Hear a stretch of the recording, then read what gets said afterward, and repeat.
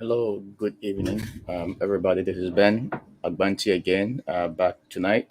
My apologies, we are late today due to some technical difficulties that I had earlier on broadcasting live. Um, Thanks so much for your patience, and for those of you that have tuned in to watch us tonight, again, my apologies. For tonight, I have with me Joseph Joseph Majeros. Um, Joseph is an administrator on one of the Facebook groups called A Canadian Fathers Rights because we have none. I hope I got the group name correct, Joseph, right? Yeah. Yeah, awesome. Um, Joseph is an administrator. Joseph has, he's gone through his own personal experiences with family, with children, with parental alienation, custody issues. He's had two friends who lost their lives as a result of this same, you know, tragic events that many of us are faced with. And so, I was able to reach out to Joseph, to have him on to share some of his experiences, what he's been able to do differently, how he's hanging on, how he's staying strong. I believe these stories go a long way to help other parents, both moms and dads alike, to stay strong. Many a times when you're going through these challenges, it feels like you're alone. It feels like you don't have any support system. Unfortunately, in Canada, the support system for men, for that specifically, is it's actually lacking. There's no support whatsoever for men that are going through divorce and separation, men that are going through some mental health issues. Much of the help is just targeted towards women and children. Unfortunately, the men are left out. Why? It's very difficult to understand. It's hard to explain. I don't have the answer. But the beauty about this is that we have a lot of support groups on Facebook. That are there to just help both moms and dads with some advices, providing some support, for people to know that they are not alone, for people to know that you know um, there's a huge community of people that are going through the same experience. And so, Joseph, I truly appreciate your time tonight. Um, I know it's late in Manitoba where you are right now, but I truly appreciate you coming on tonight. To take part in our podcast show. Um, so, Joseph, how I know you are an admin on this Canadian Fathers' Rights because we have none. Um, how did you get involved in this movement? Well, thank you for having me, Ben. You're Yes, welcome. it's as everybody's story, it's always something like fits in a Hollywood movie, and it's just unbearable. What is whoever actually doesn't go through on that kind of roller coasters, they can't even imagine how crazy things can get in no time. And yeah, we have a hope when we start our families, and we wanted to have a dog, a house, a wife, couple of kids, and a easy peasy life, especially if you're in Canada. And things can turn sour in like minutes. In my case, yeah, the sourness is started. Yeah, it's rather harsh actually. It's everything was nice with my first wife. We had our first kid, and like 1 year passed, approximately a little bit less than a year, and I just sitting by my computer in the morning as I was talking to my mom every morning, and I just actually it's I got a phone call from my country. It's my father called, and she said, "Is your mother is killed herself?" And that's actually the whole thing is started. And for me, it was just shocking. So I traveled, jumped back to Hungary, and try to see what is going on. I didn't understand any of these things, what it means. I was totally out of my head. And as I arrived, actually, I that was the first time I really met the situation, what it means to have some kind of mental instability in people, what it means to be, troubled in mentally, and what it means depression, and any of those kind of things. Before that, it was just a kind of a Hollywood movie scene, when is somebody goes nuts, and many times, you think it's things are uh, overthought, over uh, um, pictured in people's head, and but it's not. After I started to feel, it's people they putting blame on me, because I live so far away, because my mom is not in Canada, but she was in Hungary, and that's where I came from originally. Hmm. So that was the first time I actually really felt is something can be crazy, and at that time, well, of course, whenever it's this kind of pressure comes in a family, we kind of separated with my wife. Didn't work out. It's if it's a death comes to the family, people they handling it totally differently, and it just guys they wanted to be alone, and ladies they wanted to be grouping up, and these kind of dynamics. It seems like very important in any kind of stressful situation. It can be like death, can be, family, childbearing, anything. So it's most of the time I realized actually it's not at that time, but later on I realized is our response, how we responding the stress, and the other parties they don't really do it in the same way. That's when we kind of parting up. Many divorces, as I noticed, and many trouble starts most of the time when you know uh, couples they get their first kids, and it's big stress on a woman, big stress on a man too. And guys, most of the time, they just don't have a clue what is going on. They understand, they read the articles, but what is really going on, you have to experience it. And in a process is the best actually if you are aligning yourself with other guys who already went through an experience, and you might be getting by just by. But to find these kind of groups, that can be a challenge, and that was actually part of the reason why I joined this Canadian Father Rise, because we have none, so we can be some kind of group for this kind of situations, even in person, or in phone, or just as a group settings. So so that was really the first experience. It wasn't really related to alienation at that point, but with my first wife we separated amicably, and I could see my daughter, it's like a 50-50, 1 week here, 1 week there. But things started to be, rather lonely in that regards, and I decided to get another lady from my original country, and she came by, and it's actually I visited my country, and we spent some time together. And after I was a little bit in a rush or hurry, you can say that, and I ended up with another baby. I didn't know when I left we she's expecting a baby, so she followed me after when the baby born, and we settled in Canada, in a place.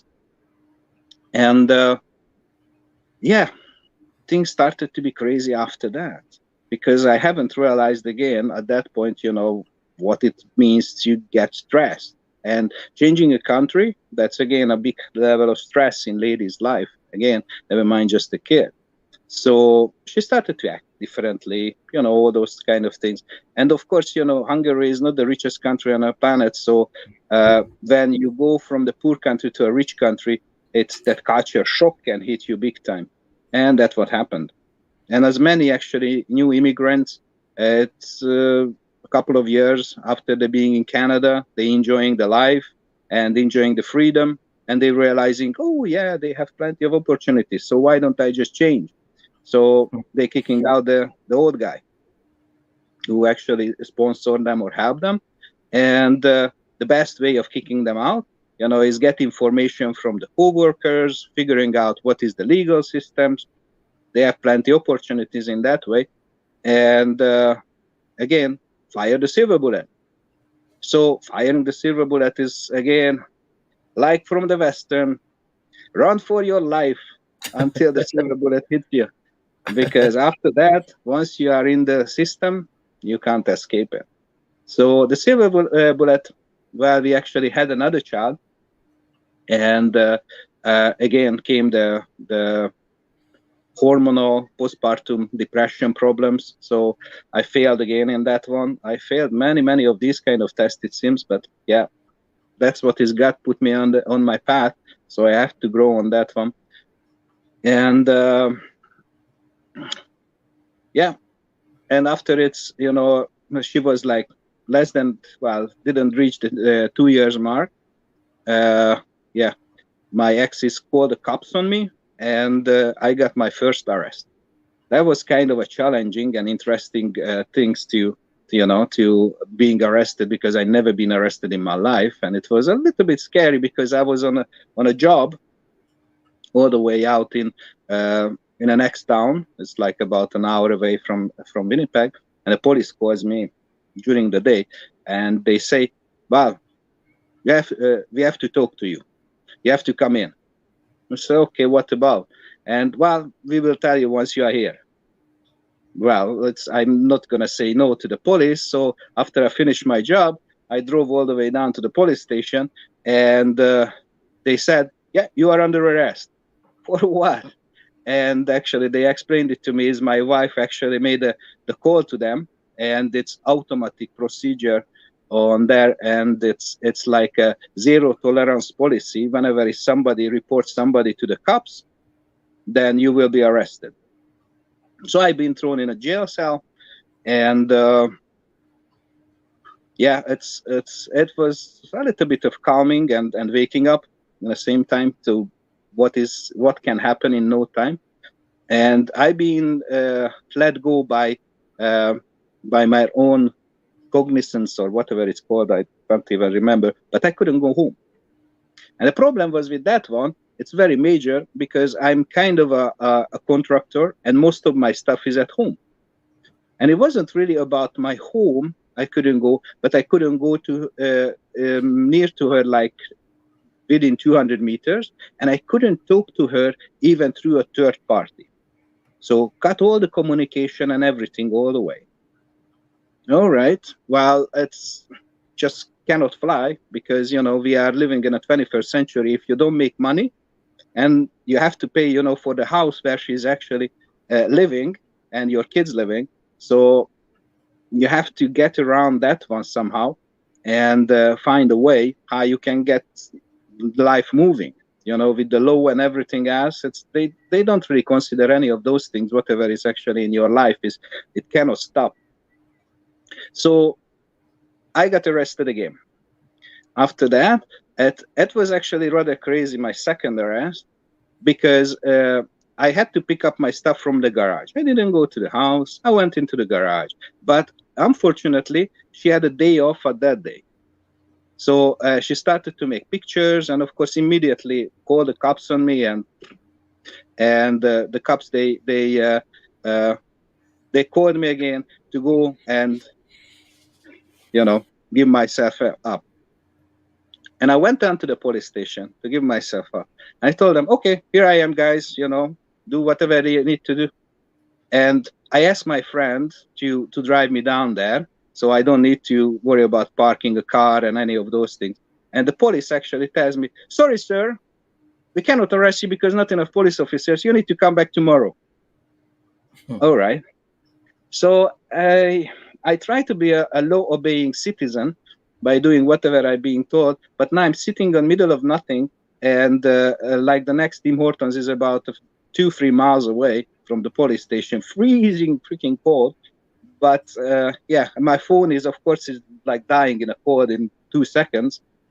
And okay, well, God showed me really the way to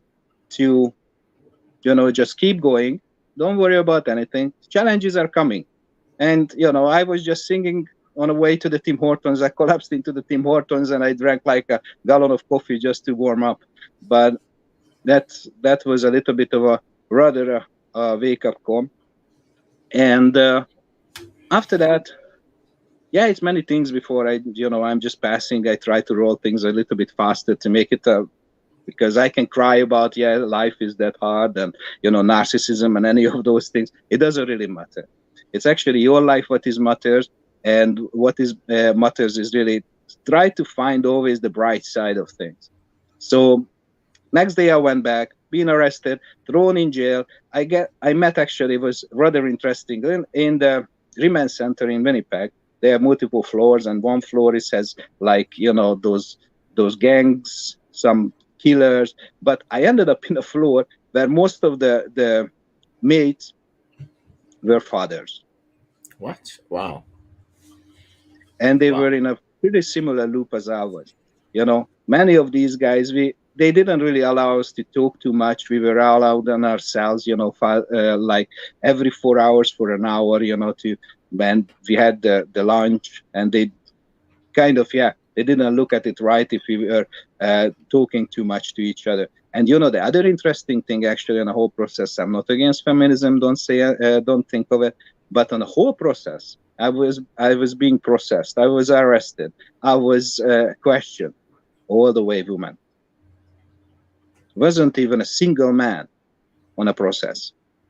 So I found it rather interesting. I don't really want it to be sounding racist in that token, but is if he's a white guy being arrested in Africa, look at it that way. How much chance you have actually for the having the reasonable um, outcome on any kind of court situations. Or put it on the other hand, is in America now is getting a little bit better, but how much chance is actually a single black guy has against a bunch of white guys? It just becomes, you are one, you are alone all the way.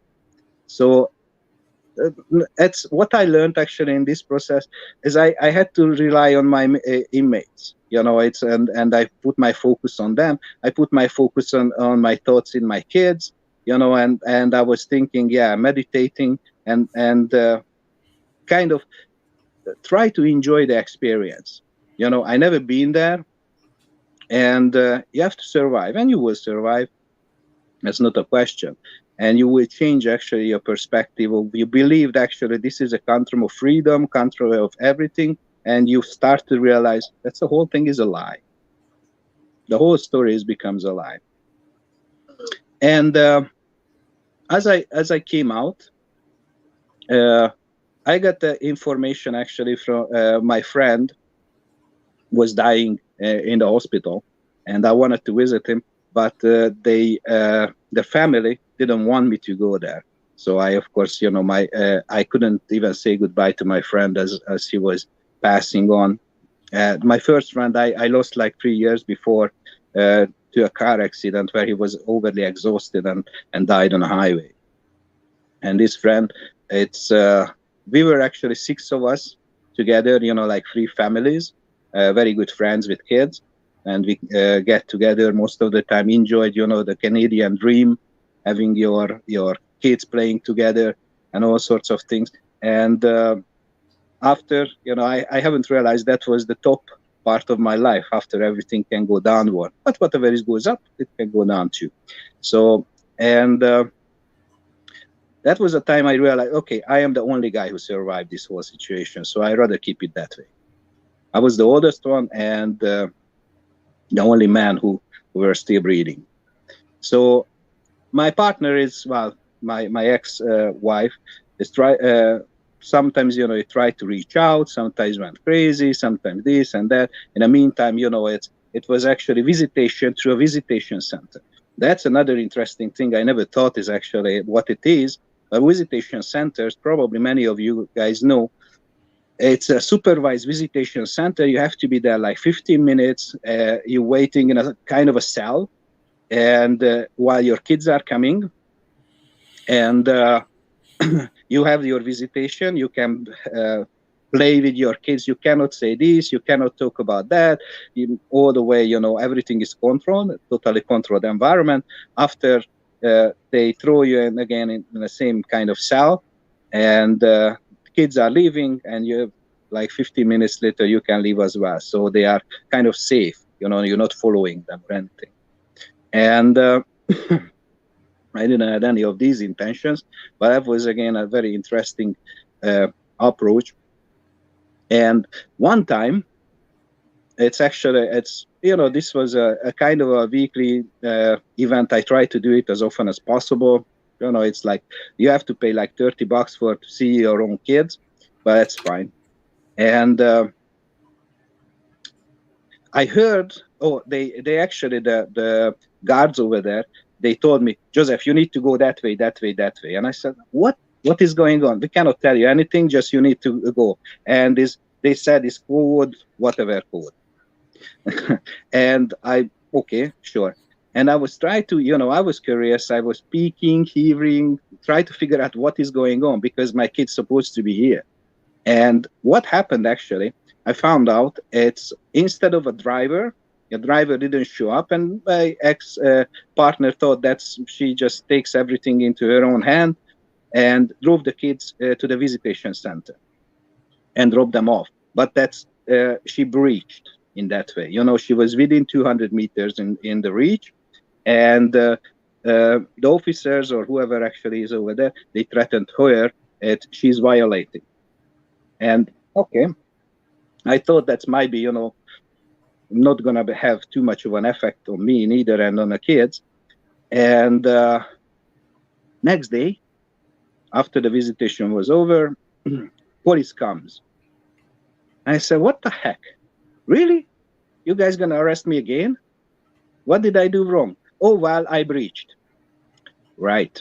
Okay, well, take me in, Scotty, whatever, it's my fault. And so they took me in. I spent another like $2,000-3,000 to get out of there, and was actually in that time was a very interesting scenario as well. It's just nice to know is these things can happen. Uh, while I was leaving, actually, my lawyer tried to get me out of the prison. He said, Joseph, you need to stay in prison. And my lawyer tells me that. What is going on? Because if you come out now, they're going to arrest you again. And the reason for that, because I didn't know, it's usually what happens if they arrest you and you have a court date, they will postpone that court date. They will reschedule. But in my case, actually, they didn't postpone it. They kept it on the same day as I was in prison. So I couldn't attend the court because I was in jail. And it's supposed to be, administrative task. But what is actually happened is the Crown pushed that towards. So if I get out, immediately at the doorway, they would arrest me again and throw me back. Okay? So they cleared that one off, but it took them again, another sleepless night for me in the prison, and chit-chatted with the guys, hearing their stories, hearing their lives, and try to calm them down. There is hope. Many of them wasn't really a suicide, close to suicide. The two guys came out of suicide watch, and I just try to keep, the good spirit within us. So that was, and after it's kind of became a tradition for my ex-lady to call me cops on me whenever actually was convenient for her. I couldn't do anything about it. Cops, they came, arrest me, throw me in jail. And one time actually she didn't had longer, she stopped seeing her lawyer. So I had no contact and to her in a legal ways, nothing whatsoever. We couldn't discuss anything. And even my lawyer told me if he tries to contact her, he will be in trouble because I cannot contact her, not even through third party, because that's considered to be contacting her through third party. So you can be in trouble as well. Everything is through trouble and limitation, control and power whatsoever. So I worked, everything okay. Well, she came to me a couple of times. I didn't call a cops on her or nothing. She just wanted to chit chat. I thought it's something turning. You have that bounce back. You are hoping it's something. Okay, well, just for the sake of a kid, things will be okay. Yes, for the time being. But wherever she lived, actually, she had a fire broke out in the next apartment of hers. And she became again stressed. And whenever stresses came, is paranoia and all those kind of, words, whatever you can find in the psychological dictionary, it breaks out on her. I tried to calm her. It didn't work out too well. So she turns on me again and sends the cops down again, and I being arrested. But that at that time, it was kind of rather tragic, because it's my daughter from my first marriage was sitting there and witnessing the whole event, and that wasn't really violent free, because the it's at this time actually it's one police officer, the male, and one lady officer was there, and the police officer guy wanted to seem to me wanted to show off to the lady, that's how it needs to be done. It's I'm gonna do it. This is a 200-pound guy. We're gonna push him down, and actually all these things in front of my daughter. I asked them not to do it, because that's just this basic courtesy. I'm not a criminal, what you are claiming me to be. And of course, the domestic violence charges and everything is being dropped. It was back then, it was a court date. But the domestic charges, that was kind of again another interesting one. I just kind of broke our timeline a little bit here, but I showed up at court, and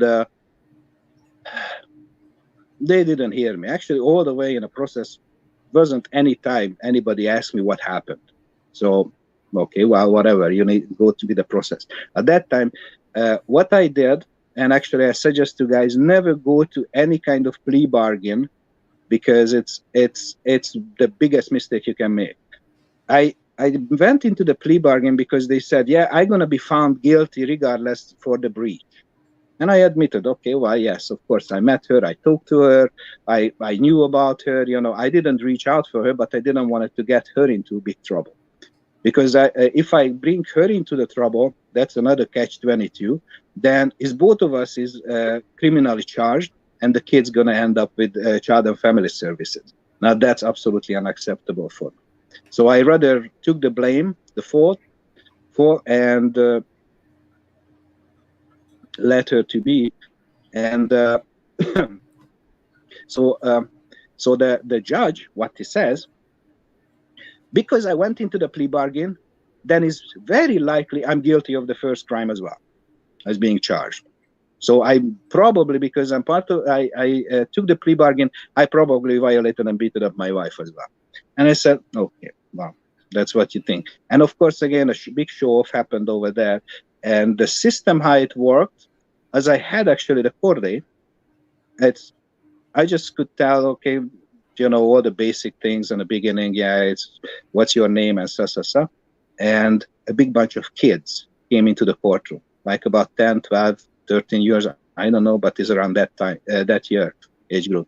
And to see how is the court processing is going on. So my private matter actually is being showed to like 30 kids in the courtroom. I don't think it would be in any level is their interest and their business to hear what is going on. But I cannot make a recording, but they can use actually kids and threaten kids. Oh yeah, if you behave badly, you're going to end up in a situation like this. So it's again a one-sided show, and in that way, the judge again did a little bit of a show of, yeah, Joseph, you are guilty. You need to do blah blah blah. You're going to have 2 years of suspension, and you have to do this. And I said, well, if you guys going to do that, I'm not going to be able to do my job. So I'm going to lose my job, and that's not going to be interest of anybody. And we don't care about your life. You do whatever it's you need to do. So it's totally ignorance. They never heard out actually my end of the story. So anyway, I didn't care. Okay, let's go with the system. So back to the time where actually I got arrested with when my daughter saw me, I was very exhausted. As my blood pressure was like around 200 per 120, and I didn't eat. I was totally, dried out. I've been held in captivation cells for as long as it was possible. So, they have those 24 hours here, 48 hours there. They let me out in a 47 and a half hour, and they transfer me to the other place. I went to the remand center, the waiting to get up to the remand center, you're waiting in a room with another 20, 30 guys in a basement, uh, with technically just, nothing. Yeah, it's, you have two seats where some of us can sit down, but you cannot sleep or nothing. So the whole night I spent there. Uh, by the time they could process me and put me all the way, and in a process, actually, your lawyer cannot do anything. You are being processed, but it took me like, I don't know. It was like the third or fourth day I get actually up where I could see my lawyer, and I was totally exhausted. And they put me on suicide watch because I didn't take any of the pills they wanted to give me. It's, they wanted to push me with pills, and yeah, you have to, it's, your blood pressure is crazy high, and you're gonna die here, and blah blah blah, and you're probably suicidal. I said, okay, well, whatever, I'm not taking any of your pills, guys. You shove it up wherever. So uh, so they put me there. It was a little bit calming in a suicide watch. At least there's nobody was bothering me. I could see many women around me. It was next to the woman part of the prison, and of course the guards again, women, big massive ladies, mamas, they telling you not to look, not to watch the woman on the next side. And I said, okay, I don't care. But yeah, it was very exhausting. And at the time when I actually get out, I said, I'm not gonna keep going on that way. Whenever is actually it was any kind of court processing, court hearing, I got arrested before. So it's, the woman calls the cops, yeah, I did this, and they arrest me, and I couldn't show up in the family court part. So I just, it's my door, it was banged down all the way. The police is just constantly was the visitation to my place. I had many cameras. Most of the time I wasn't even home, but they thought I'm home, so they were just banging. And I said, okay, well, you guys not going to arrest me in front of my daughter ever again. You can call me, I going in, but that kind of things is just very disrespectful. If you wanted to talk to me, that's fine, but I'm not a criminal. What you are should be after, I believe. So anyway, that was the time I took a little bit of a holiday. I decided, okay, I sell whatever it is, I get out of that system space and started a little bit of a new life, and go back, and leave, come and go, come and go. And I don't know where my kids are at this point, because mommy tried everything, to hide them from me, where they are. No visitations. Yeah, it's, you're gonna be allowed to see your kids just whenever I say so. And I said, okay, well, that's not gonna be good for anybody. So I went with the old King Solomon story. When King Solomon and the two mothers, they lost, one of them lost their kids. Yeah. And I decided, okay, well, then I'm gonna take the blame and whatever his life brings. And I wanted to be ready for a time when my kids are gonna be, free to choose and free to move and free to talk, and go from there. Until So then, they just, so Joseph, you brought this ex-wife from Hungary. Uh, you had two kids with her. How long did she take before, after having a second child? How long did she live with you 3 years. before deciding to, falsely accuse you of something that you've never done? It's actually multiple events. It happened at that time. 3 years later, it's when she came out. That's when we had the kid, the second kid. Hmm. And after she had the kid, of course, postpartum hit. But in the same summer, she planned to go back to Hungary to just to visit over there. And we already had, actually, because of the postpartum, I blame postpartum for that. We had a little bit of issues. She was rather violent towards my first kid, and I said, that's not going to fly too well. If I have to choose, I'm going to choose my kid, and need to find some other ways. And she wasn't really uh, recovering from that one too well. And in summertime, actually, she lost her father, Mm. and losing a father for a daughter, that's detrimental. It's their mental state is PTSD and everything you can call it. It appears in the behavior, and they just scared. And so again, a big time of a stress hit her again. And and also in the same time, actually, she started to work in a place as a cemetery. She was a clerk in a cemetery. So is those three events, it was just added all together, and it was like uh, approximately, I think it's 5 years after she came to Canada, and she just lost it. So I couldn't even recognize her. Never Wow. mind her behavior, but actually her look, her moves, everything is changed. The whole person. As last week guy is actually was telling, yeah, he's a Jekyll and Hyde. Yeah, that's exactly it. Wow. So she never even, after you were arrested multiple times and thrown into prison, Hmm. even though she knew that she was not being truthful with the events that she was reporting to police.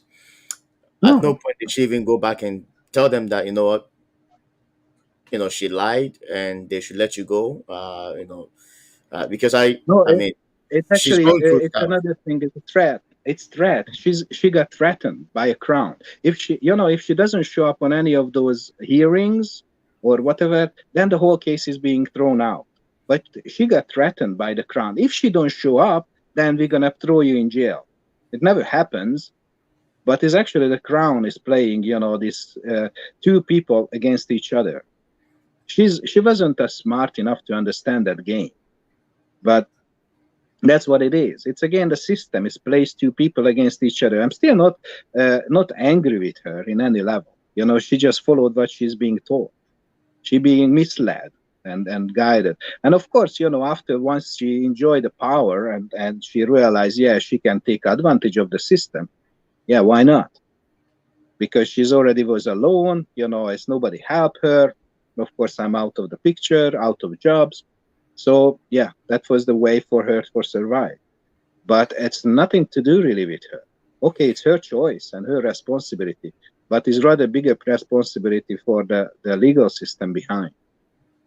I mean, every reasonable mother who truly loves you know her child or children will put the interest of the child first, um, and make sure that it's not about you that she's hurting. It's not about whatever she's going to benefit from the system, but it's about the children who are going to live a life not knowing who their father is.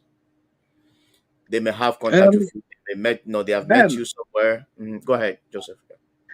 it's yeah, I understand what you're saying, and that's what actually men thinks. We do that. We sacrifice our life. We throw ourselves front of a gunshot if it comes to that way. But for women, is actually is it's always the priority of their emotions. So it's them really. So if they are fearful, they save their kids, but it's all about them first, and after is the kids is just an attachment. They are helping the kids, but first of all they taking care of themselves. Is everywhere all the way in a relationship is love. Many guys they think is woman they loves them. No, woman they don't love them. The woman they love the feeling what is being created in them by your existence. So that's really it's everything surrounds, everything evolves around woman. That's why you cannot really call a woman a narcissist, because it is a narcissist, but in by nature. It's not by behavior. That's how God created us. It's women, they always gathering, always collecting all these things. They wanted to be loved, they wanted to be in a center. And that's what holds actually um, holds the families and everything together. Where used to be. Now is of course is a big player comes in. It's called the system, and it throws all everything out of balance. System wanted to take of the role of a father, Yeah. and that's why we are out on the grass. So Mm. fathers they no longer being taken care of or respected or anything. Guys usually we don't really asking for love. Guys, they're not really keen on for love in a relationship. They rather want respect, recognition. Any of those things would be good for a guy. There's guys they can live for years without being, oh, I love you, honey. No, we don't need that. But yes, I appreciate what you did for your family. That's what is actually guys things. Women, on the other hand, they don't really keen on that big appreciation, but they want it to be heard. They want it to be loved. They want it to be taken care of. Their emotion is important. So yeah, it's this balance is actually nature balance. It's not like yeah, love and respect and mutual. It doesn't work like that. So Joseph, tell me about this experience you had um, in a prison where you were on the floor that had all fathers there. Hmm. Yeah. I mean, this is striking to me because it goes on to um, you know prove how many dads are being held in prison at no fault of theirs. And I've heard stories where a lot of dads are being held in prison because they were falsely accused or they were trapped, for some other reasons, and then they end up being in prison. Obviously, we live in a system that is very biased towards men in general. Um, and so, the moment a woman coughs, you are guaranteed you are going to get in trouble with the system. Tell me Mhm. about your experience with those dads on the floor. Did you have a chance to interact with them? I know you said you didn't talk much. You were not allowed to talk that much, on that floor or in the cafeteria. But in the little conversations that you had with them, what were they going through? Like, what were some of their stories that they were sharing with you? Well, it's pretty much the very similar stories. The women they used this prison system and arrest system to their advantage. Whenever is a court came in, whenever actually was the guy not obeying, not sending the money, not sending the blessing towards the woman, or try to go anything, saying anything, then they ended up in jail. If they said, yeah, it's okay, honey, I wanted to see my kids again more often or something, and we're going to have some kind of hearing, yeah, the guys ended up in the jail.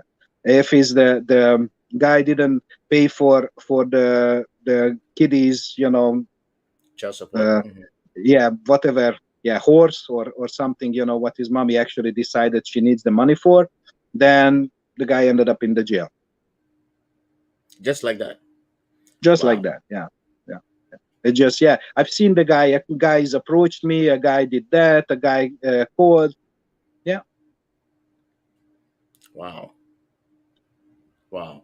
So it sort of tells me why you are in this group that says that fathers, Canadian fathers have no rights.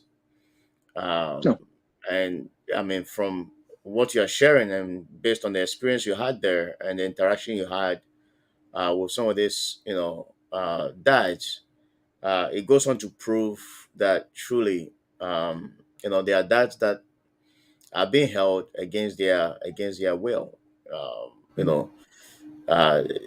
that are being falsely accused. oh yeah. Um, because I've heard these stories before, but I've never really um, had somebody who has been there real time to sort of confirm that no, this is the case. Hmm. Yeah. So so like how long were they there for? Like they were being held there for like little accusations that uh were being said about them. How, like, were they there for Well, like all months depends. or years? If they, yeah, if they could cut the bail.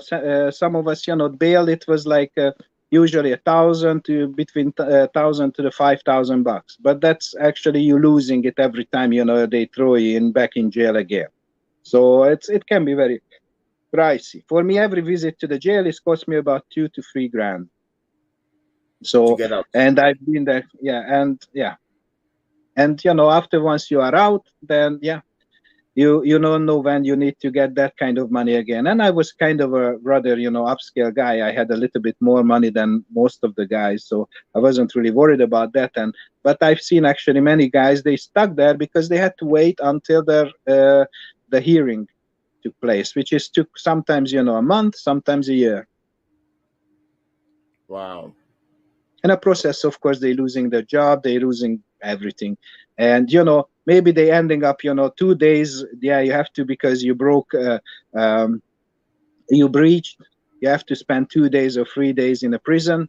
But you get to that point, actually you had to wait a whole year, or 3 months, 6 months in a prison to have your hearing.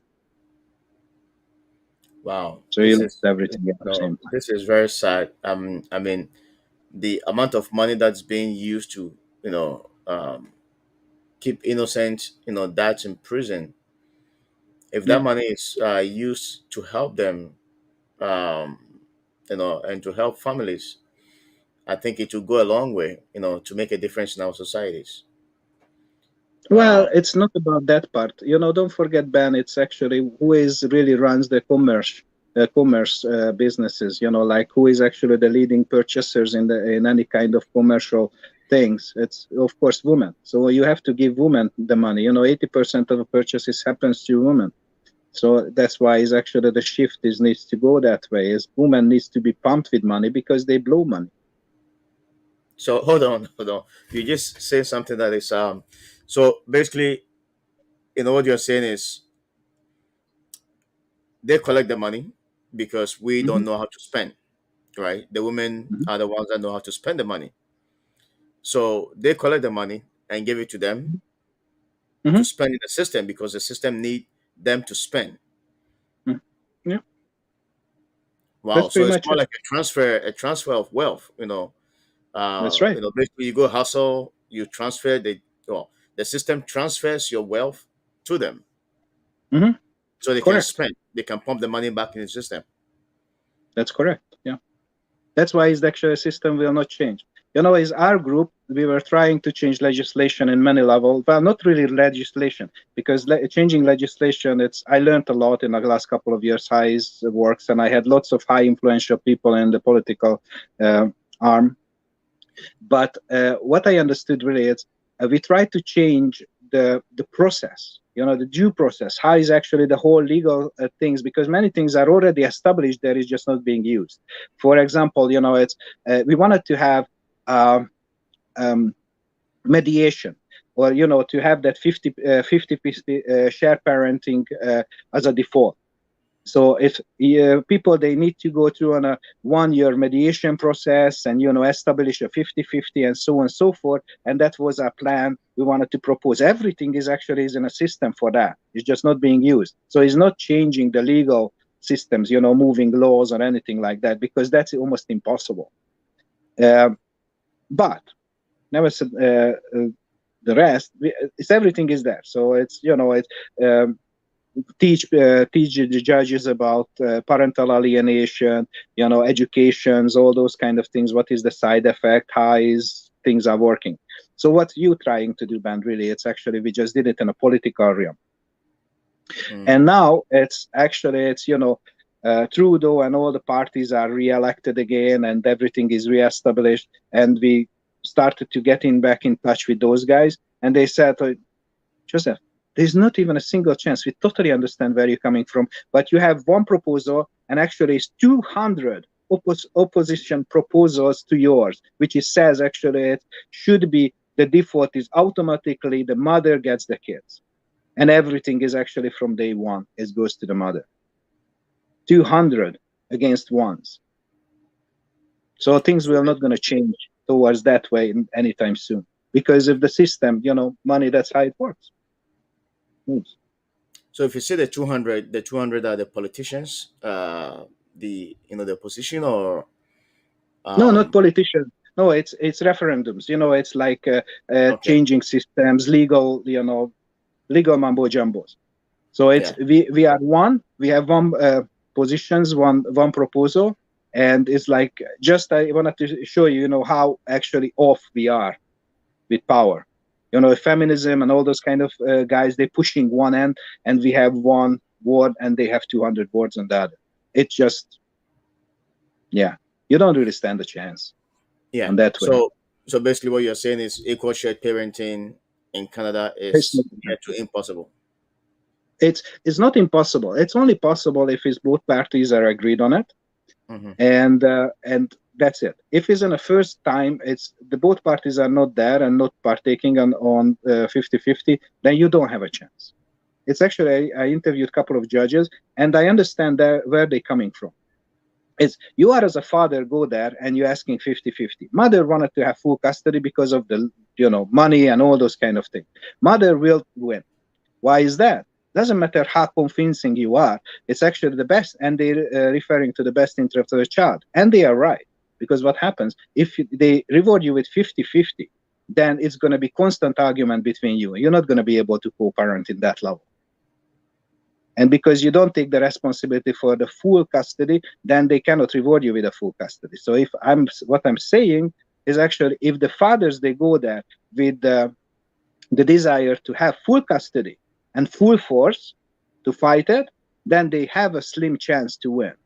But if they go with the hope of getting 50-50, they don't have not a little chance to get 50-50, because it's just not on the table. Hmm. But right now we have like a lot of US states that are, jumping on board with this 50-50 shared parenting. You know, most states are beginning to pass a law for 50-50 shared parenting.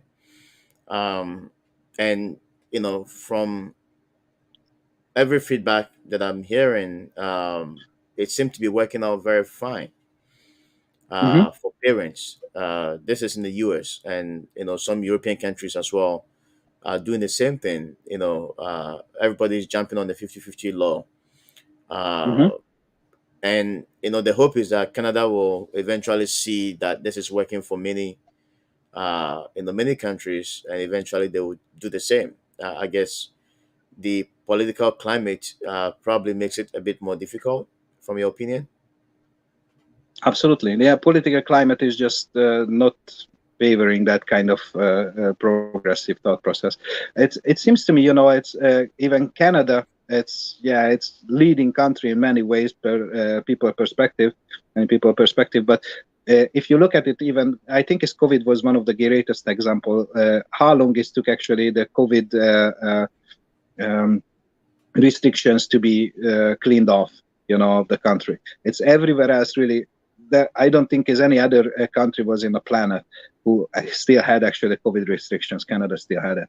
So I think is really it describes is what is the mentality. So if it's everywhere else in the whole planet will be changed to 50-50, Canada might gonna follow it. Wow, wow, wow. Well, Joseph, thank you so much. Our time is almost up. I truly appreciate your time. Mm. To come on the show tonight to share your experiences, because I've learned so much from you tonight. And you know, with some of the things that you shared, really confirms you know other stories that I hear about about dads that are being falsely accused and held in prison now, which unfortunately shouldn't be happening, but it is happening. And my hope is that at some point, um, something will shift, something will change, um, because I strongly believe that uh, every child deserves to have both of their parents in their lives, actively in their lives. It is morally the right thing to do. It's just not right for a child to be denied a parent to be in their lives. Any final words to the audience tonight, Joseph? But actually, I would like to summarize. Really, it's for fathers. Whoever is fights for the kids, don't go after 50-50. Go after full custody, and you might be able to settle for 50-50. Don't go with a 50-50 on your head, because it zeroes your chances. And of Mhm. course, never admit anything what is not being proven. Never, never, never. In all the way in a process, they wanted to force you and psychologically torture you in a way as you cannot even imagine if you haven't been there. But it's never admit to anything. And keep in mind, you might be losing the battle for now, but the war is still in your favor on a long run because kids, as they grow up, they will recognize your existence. They will come and see you. Maybe the first 18 years is not for you, but after that, they will be showing up. They wanted to see you, and you're going to have your chance, and be prepared for that chance and be the best at that time and survive in the meantime. Survive, and not just survive, but strive. Try to be the best of yourself. And kids, if they can be in your life, that's good, but your life is worth much more just only your kids. That's my. Wow, thank you so much. Thank you so much. And I agree with you know all the advice that you've given. I believe that it's better we aim high, and then we settle in the middle, Yes, than to um, aim low and then you walk away with nothing. that's Um, right. it's just a system that is not very fair, towards mostly dads. But it is what it is. But to your point, and just like what you did, every dad matters. Going through these situations can be very painful. It can be very draining, both emotionally, mentally, financially. You pretty much get to a point where you lose everything. But my advice to somebody is that that is not the end of the world. You have to be able to take care of yourself. You have to be able to take care of your emotions, your mental state. You need to be able to care for yourself. You need to be able to find a comfort place where you can rebuild your life again. I mean, in life, we all fall down. I mean, we all go down at some point in our lives. But there's always an opportunity to rise back up again. And it takes a lot of strength, to be able to fall and lift yourself up, back up again. Often at times when we come back again, we come back stronger, and we come back bold, and with the hope that our children will grow up someday and know that we did the best that we can for them. We fought a good fight, to be able to stay in their lives. If that doesn't happen, like you said, Joseph, when they get to that age, they'll always come look. I mean, this happens all the time. They'll always go looking for the dad. It happens all the time. And so, thank you all for being with us tonight. We appreciate your Thank you, time. Ben. Joseph, I appreciate you. I appreciate how far you've come. And I appreciate the advice that you've given to us tonight. I truly appreciate. I would love to have you back again at some point. But if you can just stay on for a few minutes, I'll be Yes, I'll sir. be with you in a few minutes. Just